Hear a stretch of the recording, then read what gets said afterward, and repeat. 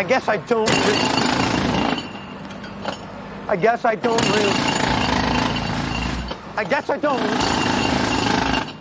Harry and Meghan's 15 minutes are up, but they won't leave the stage. The Meghans never learn. Now they demand answers from the Emmys, just as California's governor blocks their calls. In between, Walmart Wallace celebrates her birthday, and the gifts started pouring in. The king snubbed her, and celebrity friends called it quits. Meantime, Karma paid Harry a visit, and Prince William isn't picking up the phone. Are you sensing a pattern here? The follicle faker is in a real pickle. Rejoin the family to recharge the delusional diva's royal credit cards, or throw a temper tantrum. Either way, the truth will out.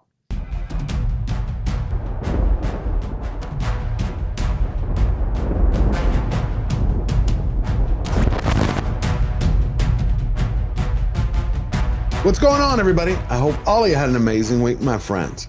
It's taken Meghan and Harry 1,000 days in the U.S. to go from primetime finger pointers to Mr. and Mrs. Has-Been Never Was. How could someone botch something so badly? Because I can't imagine having so much at your fingertips and letting it all slip away because of living inside your own head and thinking every single thing that you do and say and want is so fascinating. Whoa.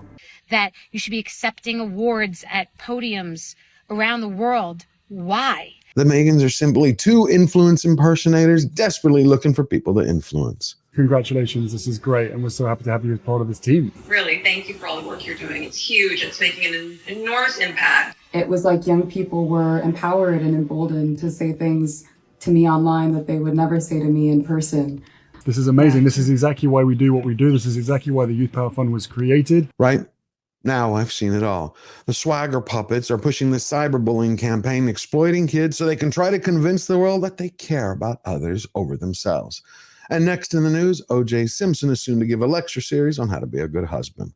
Oh, no, please, no. Let's not go there. The public aren't the only ones that are done with the couple's double talk, PR stunts, and melodrama for money.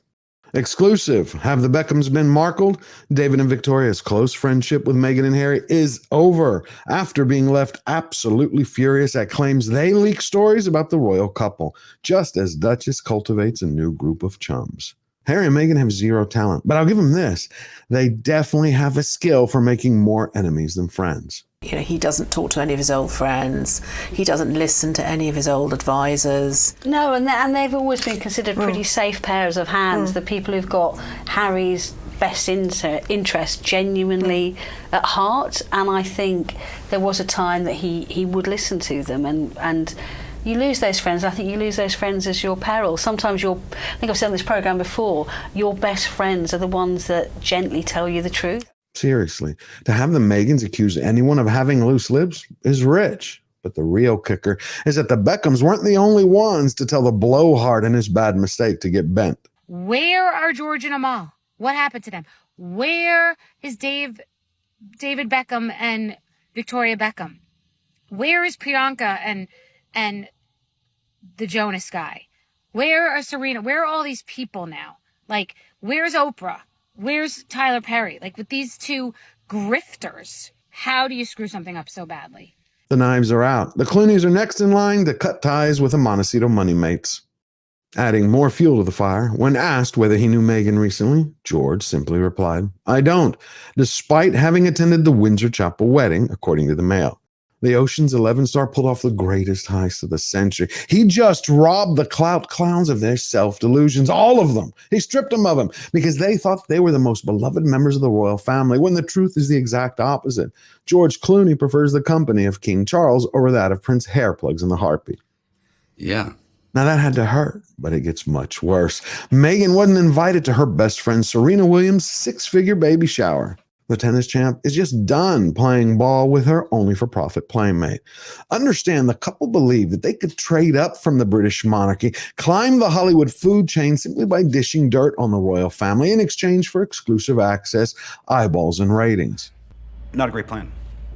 Everyone knows that any relationship or brand that it's built on a basis of betrayal will have a very short shelf life. And anyone who does that, at the end of the day, no one's going to trust them. Harry and Meghan's famous neighbors, local residents include Steven Spielberg, Julia Louis-Dreyfus, and Rob Lowe, are also allegedly getting sick and tired of the duo's antics. According to News Nation, Tinseltown's elite are staying away from the royals in fear that they will reveal their secrets and even isolate them from the apparently more popular Prince William and Princess Kate Middleton. Harry and Meghan collect disasters like some people collect movies. Not only is their social circle of useful friends getting smaller, but they were reminded one more time that the future king and queen are indeed number one in people's hearts. As for the spoilsport Spare and his spouse, they're simply white noise. But you know what's truly amazing is that Princess Pinocchio and her part-time parent made themselves even more radioactive to celebrities with their new demands from the Emmys for an inquisition into exactly how they lost the nomination for Megflix. Meghan Markle and Prince Harry demand answers after huge kick in the teeth. Meghan Markle and Prince Harry were reportedly left feeling disappointed after being missed off the Emmy nomination list. I really wouldn't call that a kick in the teeth as much as a karmic colonoscopy. The Megans didn't win because the fix was in behind the scenes. They lost because Megflix wasn't an in-depth series on royal life, but a catalog of betrayals, a competition between a mudslinging narcissist and a spoiled son who's overusing his mother's name as a claim to fame and as a shield to shut everyone up. Basically, hypocrites who really don't occupy a high place in society. Because they are terrible. Well, thankfully, the Emmy Awards are still judged by flesh and blood human beings instead of artificial intelligence robots. Until that time, Meghan can make all the claim investigations she wants about imaginary boogeymen. The only thing that's going to end up happening is a repeat of what one governor did to silence the mega mouse. As Gavin Newsom blocked Meghan Markle, the California governor is said to be screening the Duchess's calls as she begs to be appointed Dianne Feinstein's replacement in the Senate. See, once Meghan had cozied up to the Obamas, used their attorney, befriended activist Gloria Steinem, who had networks in politics in Washington and LA, then campaigned on every Hollywood hot-button identity politics issue, and shamefully tried to hitch a ride on Air Force One solely to frame the optics on the world stage that she was a true power player. She gave you all the evidence you needed.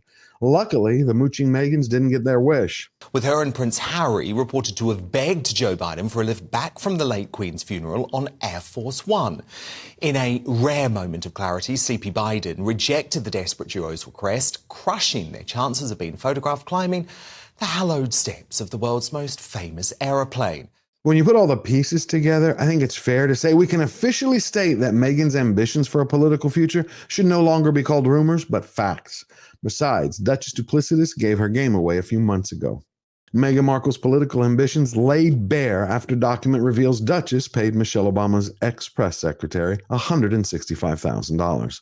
Saying there was absolutely no reason for her to hire a professional political press secretary on April 23rd, when only 4 days later, she would be inking a deal with William Morris Agency. I mean, what are you telling me? That the top agency in the world didn't have a public relations expert who could stand at a podium and speak?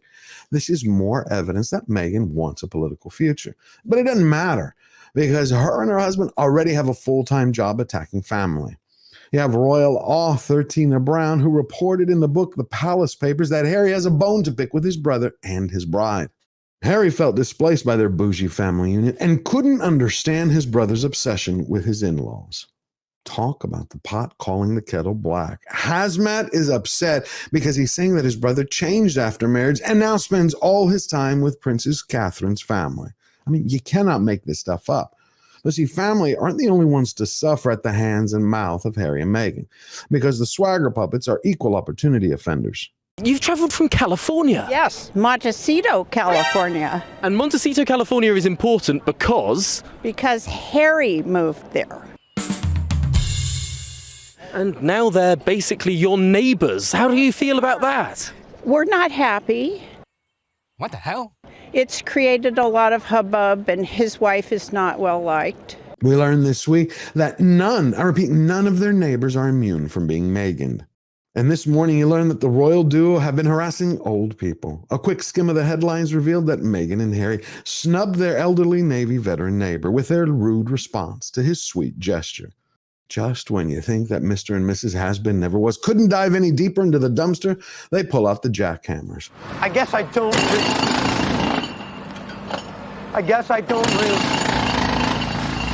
Frank McGinnity is an 88-year-old Navy veteran. He lives right next door. he wanted to do was share some of his homemade movies about the local community and its history. That's it. Yet the couple wanted nothing to do with him. And it's exactly that kind of attitude, which is why no one would ever vote for him or like him, as we can see in the media every day. It's also what probably caused Harry a lot of havoc in order to round up anybody for the Harpy's birthday party. Meghan Markle to celebrate upcoming birthday with toned-down gathering after turmoil. Tone down is one way to put it. I mean, what? Are the couple going to actually tell the truth? We've been turned away by every major town in Tinseltown, and then for a surprise birthday present, we got the brush off from the crown. Prince Harry and Meghan Markle snubbed from Queen's death anniversary ceremony.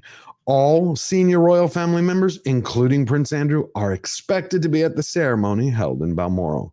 That's the public polite way of saying, don't let the door hit you where the good Lord split you. From what we understand, with Harry and Meghan lobbing grenades at the family, and while slandering them on international television, hijacking Queen Elizabeth's, private nickname for their daughter, it's all just very bizarre. You know as well as I, it's a disgrace. See, the Meghans have burned more bridges than Disney has destroyed franchises. That's no easy feat. Definitely not a reputation to be proud of, but possibly one of the reasons that Montecito manipulators are signaling now that they want to beeline it back to the safe bosom of Buckingham Palace. But a source tells In Touch that behind closed doors, the couple have reached their breaking point. As their popularity continues to plummet and a number of failed ventures have left them stressed about money, they've become desperate to get back into the royal fold. Basically, the mooching Meghans finally had to pay their own bills like everyone else, and they couldn't bear the stress. Then you had Harry suffer a partial loss in court against his case against the Sun newspaper group, meaning that for him to keep his court case going, he has to spend not only millions, but it's going to drag the monarchy through the mud as the trial continues in 2024. And none of that is going to help him finish his honey to-do list in order to reinstall Mrs. Has-Been Never Was in the safety and comfort of Frogmore Cottage, which is where they want to go back to. Now, add to all of that, the British public is going to have a say because that's their right after the way they've been treated. And then Prince William is going to have a few choice words for his traitorous brother. Prince Harry and Prince William are reportedly not speaking right now, in case you were wondering. The follicle fakers tried to reach out to his brother, the very same one he betrayed in his book, then in the Netflix series, and in every one of his interviews. But it seems that Prince William has his phone settings for Harry set on Do Not Disturb. See, without the Prince of Wales's consent, I just cannot see how it's possible that Mr. and Mrs. We Don't Have a Butler Anymore, Please Somebody Help Us are going to be able to enter palatial life again. And if that's the case, it gives them it creates an interesting scenario. It leaves them with a chance one more time to test their character. Will they hold true to their original beliefs and say, this is who we really are? Or will they eat crow for cash and fly back to the UK? Only time will tell. Until then, we have a true royal to inspire everyone.